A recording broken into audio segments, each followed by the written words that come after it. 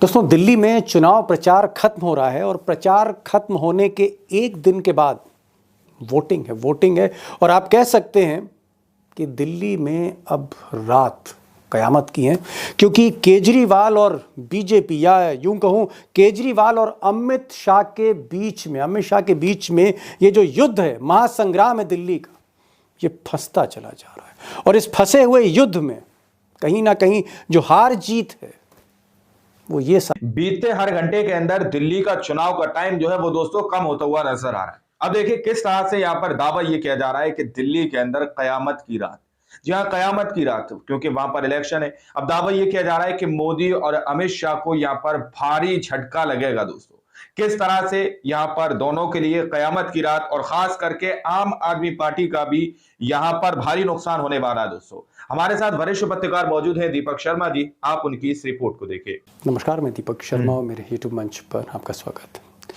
दोस्तों, दिल्ली में चुनाव प्रचार खत्म हो रहा है और प्रचार खत्म होने के एक दिन के बाद वोटिंग है और आप कह सकते हैं कि दिल्ली में अब कयामत की रातें आ चुकी है, क्योंकि केजरीवाल और बीजेपी, या यूं कहूं केजरीवाल और अमित शाह के बीच में ये जो युद्ध है, महासंग्राम है दिल्ली का, ये फंसता चला जा रहा है। और इस फंसे हुए युद्ध में कहीं ना कहीं जो हार जीत है वो ये साफ तय करने जा रहे हैं, इनकी पार्टी तय करने जा रही, राहुल गांधी। जी हाँ, राहुल गांधी की पार्टी कांग्रेस जिस तरह से तेजी पकड़ रही है, जिस तरह से प्रचार कैंपेन एग्रेसिव होता जा रहा है, कांग्रेस कितने वोट काटने जा रही है, इसी पर केजरीवाल का नतीजा निर्भर कर रहा है। अब दोस्तों, कहानी बहुत ही सिंपल है इस चुनाव की। अगर राहुल गांधी यानी कांग्रेस ने अपना प्रदर्शन में सुधार किया इस बार, जैसा कि लग रहा है, संकेत मिल रहे हैं, यानी कांग्रेस जिसको पिछली बार 4.26 4.5% वोट मिला था पिछली बार, अगर ये वोट प्रतिशत इस बार 8% या 8% के ऊपर जाता है तो ये तय बात मानिए कि फिर केजरीवाल की कश्ती यमुना में फंसने जा रही है। और उसकी वजह यह है कि कांग्रेस अगर अपना वोट शेयर बढ़ाती है तो फिर मुस्लिम वोट और दलित वोट, जी हाँ, एक बड़ा वोट बैंक जो केजरीवाल का है, सेंध उसी में लगने जा रही है। यानी कांग्रेस का वोट बढ़ेगा तो कांग्रेस केजरीवाल के ही वोट काटेगी, एडवांटेज बीजेपी का हो सकता है। अब दोस्तों, अगर पिछली बार यानी 2020 के चुनाव के आंकड़े हम देखते हैं तो 17 सीटें, पिछली बार 17 सीटें ऐसी थीं जहां कांटे की टक्कर थी बीजेपी और आम आदमी पार्टी में, और यहां पर हार जीत जो थी वो 10,000 से कम वोट के अंतर से हुई थी, लेस देन 10,000 वोट्स। इस बार ये जो कांटे की टक्कर है बीजेपी और आम आदमी पार्टी में, कल ही मैंने बताया था वीडियो में, 33 प्लस सीटों पर है, जहां 10,000 से कम, हो सकता है 5,000 6,000 वोटों से भी हार जीत का अंतर रहेगा। टफ फाइट है। अगर इन सीटों पर, जो 33 सीटें हैं जहां पर कांटे की टक्कर है, यहां पर कांग्रेस अगर 15-20 सीटों में, सिर्फ ओनली 15 to 20 सीट्स, अगर 7-8 हजार वोट भी पा जाती है, 7-8 हजार वोट भी पा जाती है, तो एक मोटा नुकसान आम आदमी पार्टी का होने जा रहा है। और आगे मैं इसको एक्सप्लेन करूंगा एक्सपर्ट्स के साथ।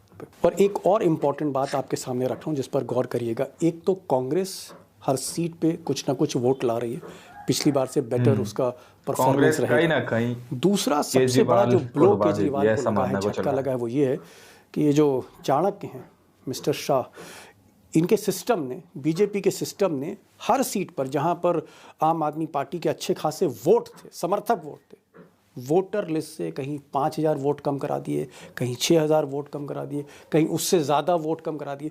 तो वोटर लिस्ट में जो आम आदमी पार्टी के वोट थे, ज़्यादातर सीटों पर खेल हुआ है, वोटर लिस्ट का खेल हुआ है। और केजरीवाल साहब ने इस मामले को उठाया भी था, शिकायतें भी की थी। बहरहाल ये एक स्टाइल है, फार्मूला है, ये तरीका है अमित शाह मोदी का, जिस तर्ज पर उन्होंने हरियाणा जीता या महाराष्ट्र जीता। तो एक तरफ कांग्रेस वोट काट रही है और एक तरफ चुनाव आयोग की जो वोटर लिस्ट है वो कहीं ना कहीं वोट काट रही है। एक तरह से डबल ब्लो कह लीजिए आप, यानी हर सीट पर 10 से 12 हजार वोटों का नुकसान हो रहा है। और ऐसे में जहां कड़ी टक्कर है वहां केजरीवाल साहब को ही नुकसान है, ऐसा लगता है। अब दोस्तों, शुरू में मैंने कहा था कि ये जो सफ़र है इस बार का 2025 का, ये केजरीवाल के लिए 2020 जैसा नहीं है। बहुत ही मुश्किल लड़ाई है और मैच फंसा हुआ है और एक एक पल अब इम्पॉर्टेंट है केजरीवाल के लिए, डिसाइसिव है।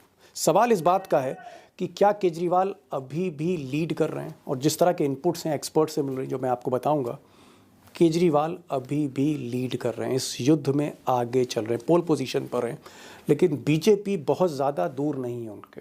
और मैंने कहा कि राहुल गांधी के हाथ में चाबी तो नहीं है, लेकिन केजरीवाल को कितना डैमेज हो सकता है, इसका जो स्केल है ये राहुल गांधी को ही तय करना है। कितना डेंट दे पाएंगे कितना डेंट होता आम है। आदमी पार्टी और अगर को? डेंट ज़्यादा हो गया तो मैंने कहा ना कि यमुना में कश्ती पलट सकती है इस बार केजरीवाल की। तो दिल्ली में टफ भी फाइट है, बहुत तगड़ा वाला हिसाब किताब चल कम्प्लेक्स रहा है। मैं कह सकता हूँ सिचुएशन है इस वक्त दिल्ली की। और आज मैंने एक्सपर्ट्स भी खास बुलाए हैं। रविंदर शोरान को मैंने बुलाया, दिल्ली के एक्सपर्ट हैं, कई बरसों से दिल्ली की पॉलिटिक्स कवर करते हैं। उनसे मैंने पूछा है कि आज की पोजीशन में आप कितनी सीटें केजरीवाल को दे रहे हैं, 35, 40, 45, 50। और यही सवाल मैंने डेटा जर्नलिस्ट अभिषेक कुमार से किया है, कितनी सीटें दे रहे हैं। पिछली बार उन्होंने 55 सीटें केजरीवाल को दी थी। मैंने कहा क्या आप इस स्टेटमेंट पर कायम हैं कि नहीं। और आज एक और ख़ास मेहमान मैंने बुलाया, क्योंकि मुस्लिम्स के पास भी कहीं ना कहीं इस इलेक्शन की चाबी, कम से कम 7-8 सीटों पर, और वो सीटें भी निर्णायक है। वो सीटें क्या खाते में जा रही हैं आम आदमी पार्टी की, या वहाँ पर भी कांग्रेस डेंट कर रही है। इसलिए मसला थोड़ा पेचीदा है। तो मैंने डॉक्टर माजिद देवबंदी साहब को बुलाया है। शायर हैं, पत्रकार भी हैं, मिजाज समझते हैं दिल्ली का, बोलते हैं खुलकर। तो मैंने माजिद साहब को भी आज न्योता दिया। उनसे मैं पूछूंगा इस सवाल कि भाई मुसलमान क्या सोच रहा है, उसके जहन में क्या चल रहा है।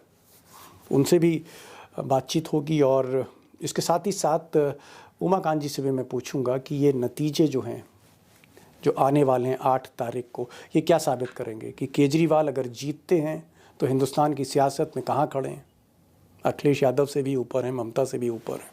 और अगर हारते हैं तो क्या फिर आम आदमी पार्टी के लिए उल्टी गिनती शुरू होगी, क्या कुछ होने जा रहा है, ये भी सवाल करो या मरो की स्थिति है मिस्टर केजरीवाल के लिए। सीधे चलते हैं डिबेट में, एक सेकंड ओपिनियन लेते हैं, what's going to happen in Delhi. Ravinder ji, ये जो लड़ाई है अब तो ये बहुत आखिरी लम्हों में है। जो आप कयामत की रात कहते थे, तो कयामत की रात जैसे अब आ चुकी है। मैं ये जानना चाह रहा था कि क्या केजरीवाल के लिए सबसे बड़ा खतरा, मोदी से कहीं ज्यादा बड़ा खतरा, राहुल गांधी और प्रियंका गांधी के तेवर हैं, और क्या जो मुस्लिम सीटें हैं वो अभी भी अनडिसाइडेड लग रही कुछ सीटें? बिल्कुल आपने सही बात बोली दीपक जी। और अब जो इलेक्शन है वो इलेक्शन ऐसी घड़ी पे आ गया है जैसे इलेक्शन हमने ये मान के चलिए कि पिछले इतने सारे इलेक्शन हो गए, 7-8 इलेक्शन दिल्ली में या देश में जो हुए हैं पिछले 10 महीने में, 1 साल में, ऐसा इलेक्शन हमने देखा नहीं। बहुत ज्यादा टफ है, कीनली कॉन्टेस्टेड है, और बहुत ज्यादा ऐसा फंस गया, तुला हुआ इलेक्शन जिसको कहते हैं, वैसा हो गया है। और खासतौर पर क्योंकि कांग्रेस पार्टी जिस तरीके से उभर कर आई है और मुसलमानों की एक पसंद के तौर पर कांग्रेस को देखा जा रहा है, जहां पर भी राहुल गांधी जा रहे हैं, प्रियंका गांधी जा रही हैं, वहां पर गजब की भीड़ उनको देखने के लिए उमड़ रही है। अब ऐसी स्थिति में जो परंपरागत वोटर था आम आदमी पार्टी का, वो कहीं ना कहीं छिटक रहा है।